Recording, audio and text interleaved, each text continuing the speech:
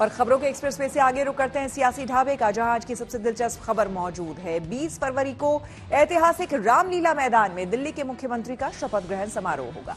हालांकि बीजेपी अभी ये तय नहीं कर पाई है कि दिल्ली का मुख्यमंत्री कौन होगा, यानी इस पर अभी भी सस्पेंस बना हुआ है। हालांकि सूत्रों के मुताबिक करीब 8 नामों पर मुख्यमंत्री के लिए मंथन चल रहा है, जिसमें कुछ महिला विधायकों के भी नाम हैं। वहीं मुख्यमंत्री के नाम के ऐलान में हो रही देरी पर आम आदमी पार्टी बीजेपी पर तंज कस रही है कि बीजेपी के पास एक भी विधायक ऐसा नहीं है जिसे वो मुख्यमंत्री बना सके।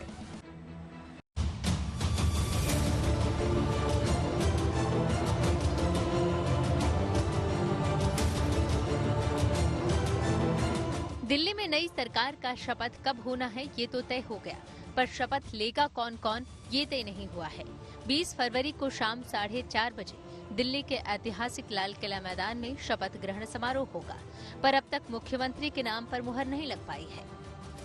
दिल्ली के अगले मुख्यमंत्री की शपथ ग्रहण समारोह दिल्ली के ऐतिहासिक रामलीला मैदान में होगा। सूत्रों की माने तो 20 तारीख को शपथ ग्रहण समारोह जो है वो हो सकता है, और उसको लेकर के तैयारियां दिल्ली के रामलीला मैदान में अभी से शुरू हो चुकी हैं। आप तस्वीरों में देख सकते हैं कि बाकायदा रामलीला मैदान के आसपास के तमाम हिस्सों को व्हाइट वॉश किया जा रहा है। उसके साथ साथ सोफे जो है वो लगाए गए हैं, कारपेट जो है वो बिछाए जा रहे हैं, इसके अलावा कुर्सियां लाई जा रही हैं। और सूत्रों की मगर माने तो रामलीला मैदान में लगभग 1 लाख लोगों को जोड़ने की कवायद जो है वो यहाँ पर की जाएगी। इसके अलावा अगर बात की जाए तो एमसीडी और दिल्ली सरकार की मल्टीपल एजेंसियां जो है वो इस वक्त रामलीला मैदान के अंदर तैयारियां जो है वो कर रही हैं। आप तस्वीरों में देख सकते हैं कि यहाँ पर कारपेट जो है वो बड़ी संख्या में लाए गए हैं। इस हिस्से के अंदर कारपेट जो है वो बिछाए जाएंगे। उसके बाद पूरे हिस्से को कवर किया जाएगा। एनडीए के तमाम घटक दल और आसपास के तमाम राज्यों के अलग अलग राज्यों के जहां बीजेपी की सरकार है वहां के मुख्यमंत्री भी इस शपथ ग्रहण समारोह में शामिल हो सकते हैं।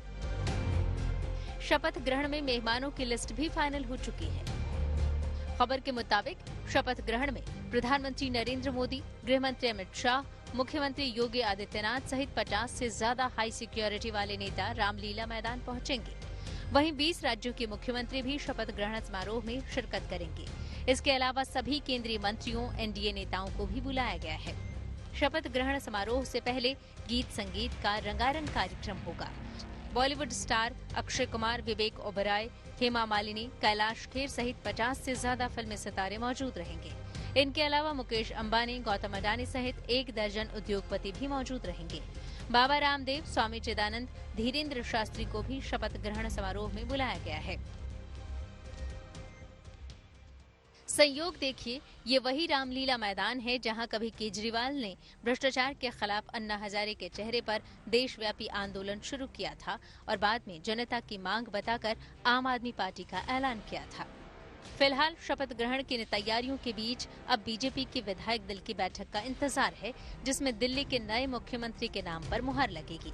बताया जा रहा है कि बीजेपी ने 19 फरवरी को विधायक दल की बैठक बुलाई है, जबकि पहले ये बैठक 17 फरवरी यानी सोमवार को बुलाई गई थी। हालांकि बाद में इसे स्थगित कर दिया गया। हालांकि बीजेपी की ओर से संभावित मुख्यमंत्री पद के लिए कई नाम सुर्खियों में हैं। परवेश वर्मा, सतीश उपाध्याय, विजेंद्र गुप्ता, मोहन सिंह बिष्ट, आशीष सूद के अलावा महिला विधायकों में रेखा गुप्ता, शिखा राय और नीलम पहलवान जैसी नेताओं के नामों की चर्चा हो रही है।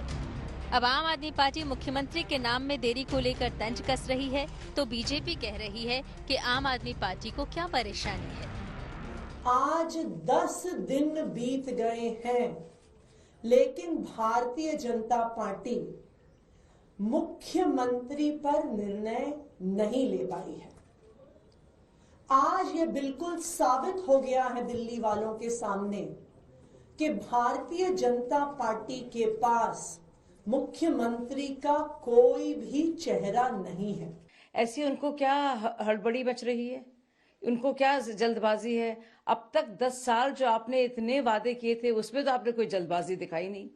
लोगों को रिलीफ देने के लिए, लोगों को राहत देने के लिए, साफ पानी देने के लिए, यमुना की सफाई के लिए आपने कुछ तो किया नहीं। अब आपको बहुत ही हबड़-दबड़ है, बहुत जल्दी है। क्यों? मुख्यमंत्री के नाम के ऐलान में भले ही देरी हो रही है, लेकिन सरकार गठन से पहले ही दिल्ली मैनिफेस्टो पर एक्शन शुरू हो चुका है। दिल्ली के उपराज्यपाल वीके सक्सेना ने यमुना सफाई अभियान के लिए अधिकारियों के साथ बैठक की, जिसके बाद गाद हटाने और खरपतवार की कटाई के लिए आधुनिक मशीनें काम पर लगा दी गई हैं। कितना कचरा यहाँ पे उठाना बाकी है, ये सब गाद यहाँ से हटनी जरूरी है, तभी स्मेल जाएगी। तो ये जो अभी जितने सॉलिड वेस्ट हैं, अब उस कॉर्नर पे अगर आप देखें तो लोगों ने अपने बिल्डिंग कंस्ट्रक्शन के मटेरियल चुपके से रात को आके यमुना के अंदर डंप कर जाते हैं। तो इन सब को उठाना है, रोकने का भी प्रयास करना है, जनता को भी जागरूक करना है।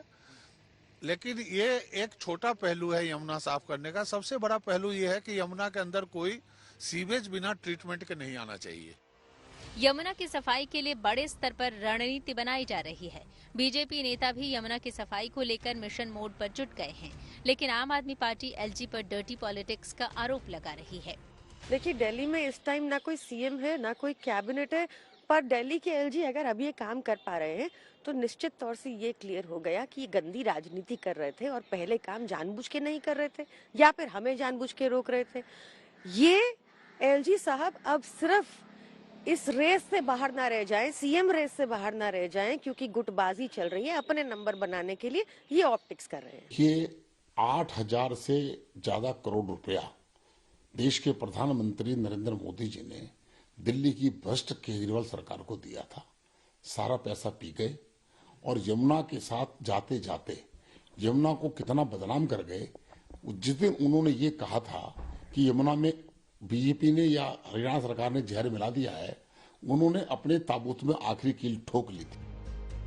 वहीं अब यमुना के घाटों पर शाम को नियमित रूप से आरती होने वाली है, जिसमें बड़ी संख्या में लोग जुटने लगे हैं। हालांकि यमुना पर सियासत होना नई बात नहीं है, लेकिन अब बीजेपी के सामने दिल्ली वालों को पीने के लिए साफ पानी मुहैया कराना और यमुना की सफाई सबसे बड़ी चुनौती होगी। Bureau report, good news today.